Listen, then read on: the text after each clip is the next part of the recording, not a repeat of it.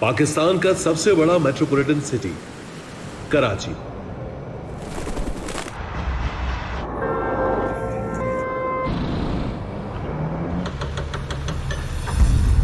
Sindh solid waste management board की team के मेंबरान हर सुबह के आगाज में अपने अपने जोनल ऑफिस पहुंचकर हाजिरियां लगाने के बाद दी गई जिम्मेदारियों को पूरा करने के अज़्म के साथ निकल जाते हैं।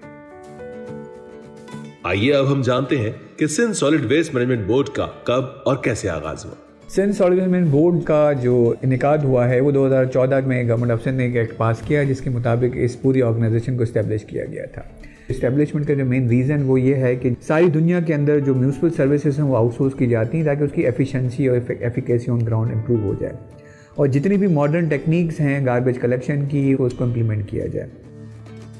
इस डिपार्टमेंट के वजूद में आने के बाद फेज वाइज आउटसोर्सिंग की गई। सो फार इस वक्त तकरीबन 6 अजला की डीएमसी की limits FEC system solid waste की तरफ से एक्सटेंड हो चुका है, और रिमेनिंग जो 7वां डिस्ट्रिक्ट है उसमें भी अगले माह से एफईसी सिस्टम की प्लेसमेंट शुरू हो जाएगी।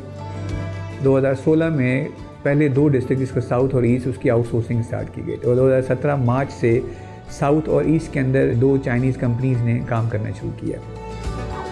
उसके बाद फिर एक शुरू की जिसमें डिस्ट्रिक्ट मलीर और डिस्ट्रिक्ट वेस्ट, जो अब 2 डिस्ट्रिक्ट के अंदर डिस्ट्रीब्यूट कर दिया गया है, उसमें काम शुरू हुआ था। वेस्ट के अंदर शुरू में कुछ टीडिंग प्रॉब्लम से, उसके बाद 2020 अक्टूबर से लेके डिस्ट्रिक्ट वेस्ट को कम्प्लीटली फुल फ्लैज दोबारा इनॉग्रेट किया गया था।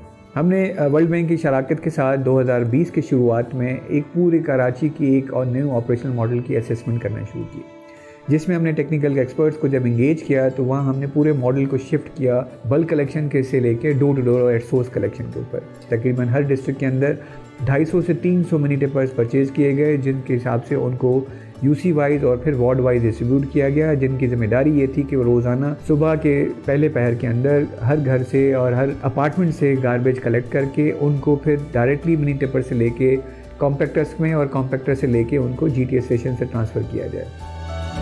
इस अमल से हुआ ये कि हमारे पास जो डोमेस्टिक तकरीबन 60 से 65% गार्बेज का शेयर बनता है, वो पहली स्ट्रीम के अंदर ना सिर्फ कचरा कुंडियों और कंटेनर्स में गया, बल्कि वहाँ से डायरेक्टली ट्रांसफ़र होकर लैंडफिल साइट पहुँचा। At the initial, we have invested 200 more machineries, 20,000 dustbin for different type of the dustbins from China. As per the instruction from the Sindh Solid Waste Management Board, we have increased the machineries and also manpowers as well as dustbin quantities.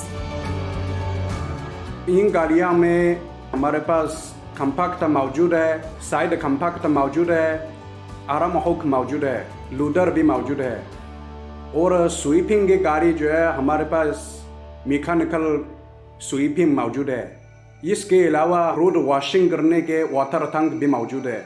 यहाँ पे लियारी में तकरीबन 15 यूसीज़ हैं, उसमें हमने यहाँ पे 80 रक्शे engage किए हुए हैं जो घर घर से कचरा उठाते हैं, और अलग से यहाँ पे तकरीबन 80 के करीब गंदी गलियाँ हैं जिनमें लोगों ने बिल्डिंगों से कचरा फेंक के कचरे की दीवार बना दी है, तो उसके लिए हमने अलग से लेबर भी रखी हुई है, वो जो उनको रेगुलर बेस पे साफ़ करते हैं। एक हमें वाज़े तब्दीली नज़र आई है, हमें एक वाज़े फ़र्क नज़र आया है। पहले हमें दिखता था कि जगह जगह कचरा कुंडियाँ भी होती थी और दीगर मामला भी होते थे, लेकिन अब अल्लाह का शुक्र है कि सॉलिड वेस्ट ने एक मरबूत निज़ाम दिया है, जिस निज़ाम की वजह से आज यहाँ पर हमारे पास कचरे का वॉल्यूम काफ़ी हद तक कम हो गया है। पब्लिक को एक अच्छा रिलीफ मिल रहा है। Thanks Sindh government, thanks Sindh solid waste management board. दूसरा, हमने इसी साल के अंदर डिस्ट्रिक्ट कोरंगी है और डिस्ट्रिक्ट सेंट्रल, उसकी आउटसोर्सिंग भी हमने न्यू मॉडल के तहत पे की। हमने दिसंबर 2021 में जो कोरंगी है उसकी 100% प्रोक्योरमेंट मशीनरी के साथ ऑपरेशन को स्टार्ट भी कर दिया है। डिस्ट्रिक्ट काउंसिल की 8 यूसी हैं जो फ़िलहाल अलाउड हुई हैं, 4 हमें मेमन बोर्ड की तरफ से और 4 हैं वहाँ गुलशन हदीद और स्टील टाउन की तरफ से। गुलशन हदीद, मुराद मेमन, अंदर के गोट, अगर वो सफाई के अंदर आ जाएंगे और वहाँ के लोगों में अवेयरनेस हो जाएगी, घरों से कचरा उठना शुरू हो जाएगा, तो मैं ये समझता हूँ कि ये एक मॉडल जोन बन जाएगा, और हम इसको इंशाल्लाह ताला मॉडल जोन बना के दिखाएंगे। पुराने सिस्टम में डंप साइट्स की एग्जिस्टेंस थी या वो कंसेप्ट था, जिससे sometimes drain lifting these dumping points, उससे इन्फेक्शियस डिजीजेस का फैलाव होता था और समटाइम्स अगर उनको उसको आग लगा दी जाती थी तो उससे ग्रीन हाउस गैसेस की इमिशन होती थी और माहौल की आलूदगी का सबब बनती थी। जबकि इस नए निज़ाम में हमने at source collection system ensure की है। 30 से 40 हज़ार टन डिस्ट्रिक्ट केमाड़ी में बैकलॉग पड़ा हुआ था पहले का, जो हमने रिमूव किया और डंपिंग पॉइंट्स को हमने रिड्यूस डाउन करके 390 पे लेके आए। मैकेनिकल स्वीपिंग के थ्रू हम जितनी भी बड़ी मेजर शाहराहें हैं और जितने भी लिंक्स रोड हैं उन पर मैकेनिकल स्वीपिंग हम अपनी सर्विसेज देते हैं। इसके अलावा मैनुअल स्वीपर्स जो हैं वो डेली ऑन टाइम 2 शिफ्टों में और इमरजेंसी की सूरत में भी वो पूरी तरह से एक्टिव होती हैं। अभी काफी हद तक कराची गार्बेज फ्री सिटी हो गया है।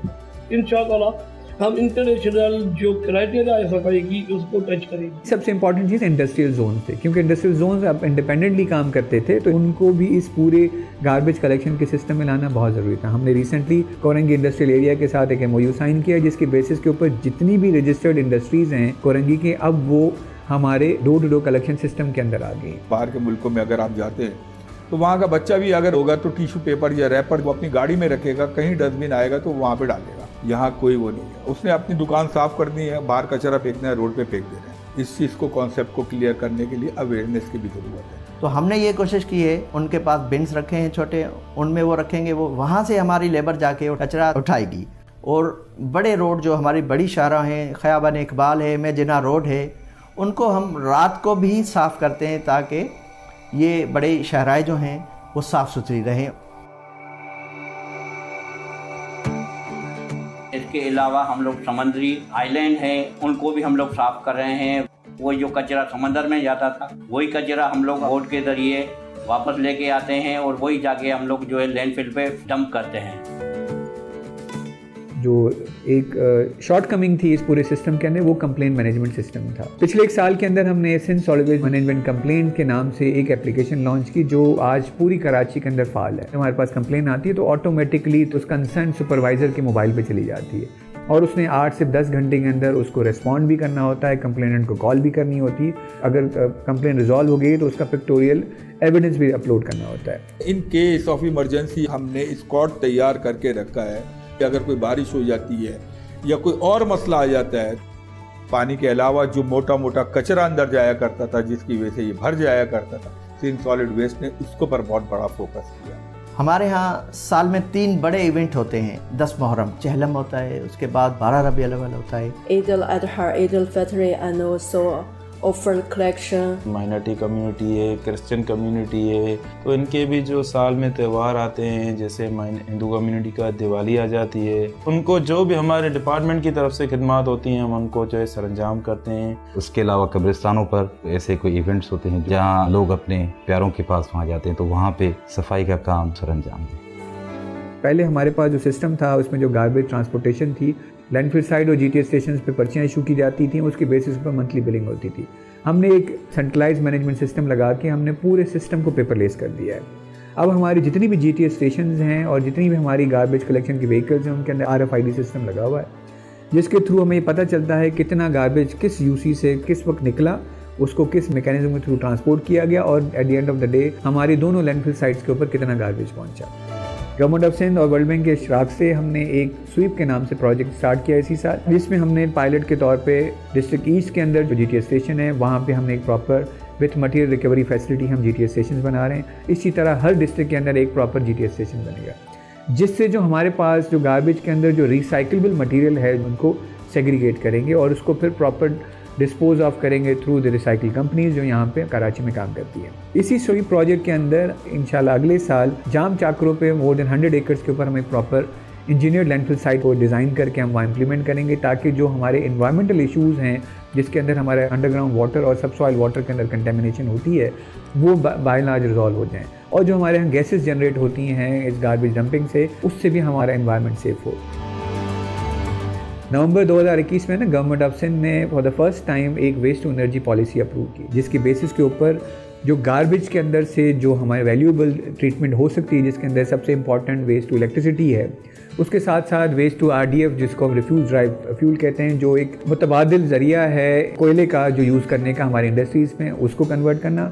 वेस्ट टू गैसिफिकेशन और वेस्ट टू कंपोस्ट प्लांट जो है, इस सारे चारों प्रपोजल्स जो हैं उस पॉलिसी के अंदर हमें और एनर्जी डिपार्टमेंट के इशराक से कमेटी बनाई गई जिनको हम इनिशिएट कर सकते हैं। जब से ये पॉलिसी इनिशिएट हुई है तब से सॉलिड वेस्ट मैनेजमेंट बोर्ड और एनर्जी डिपार्टमेंट को बहुत सारे इंटरनेशनल इंटरेस्ट आए हैं, जिसके अंदर कराची में इंशाअल्लाह ताला 6 से 7 महीने के अंदर कोई एक बहुत बड़ा वेस्ट टू इलेक्ट्रिसिटी का प्रोजेक्ट लॉन्च किया जाएगा। हमने 80 टन्स का एक कंपोस्ट प्लांट जो बल्दिया में हमने लगाया है, जिसकी बेसिस के ऊपर हम गार्बेज को उस मैन्योर में कन्वर्ट करके अपने जितने भी कराची के इर्द गिर्द में एग्रीकल्चर स्पेसेस, ओपन स्पेसेस और ग्रीन स्पेसेस है वहाँ पे यूज़ करेंगे ताकि उसका एक अच्छा इस्तेमाल हो। इसके साथ साथ हमने बायोगैस के ऊपर भी हमने एक फिजिबिलिटी स्टडी स्टार्ट की है, जिसके अंदर जो हमारे पास कराची के सराउंडिंग में आपने देखा होगा कि लांडी कैटल कॉलोनी है, इसी के साथ साथ कोरंगी के सराउंडिंग में जिसके अंदर on daily basis cow dung generate होता है। उस काउ डंग को जब हम ऑर्गेनिक वेस्ट के साथ, हमारे जो किचन वेस्ट के साथ मिक्स करते हैं तो उसको हम बड़ी इफेक्टिवली मीथेन गैस में कन्वर्ट कर सकते हैं। गार्बेज हर गली, हर घर का, हर कॉर्नर का इशू है और कोई भी ऑर्गेनाइजेशन, चाहे वो प्राइवेट ऑर्गेनाइजेशन हो या गवर्नमेंट इंस्टीट्यूशंस हो, वो हर गली हर कोने तक नहीं पहुंच सकती।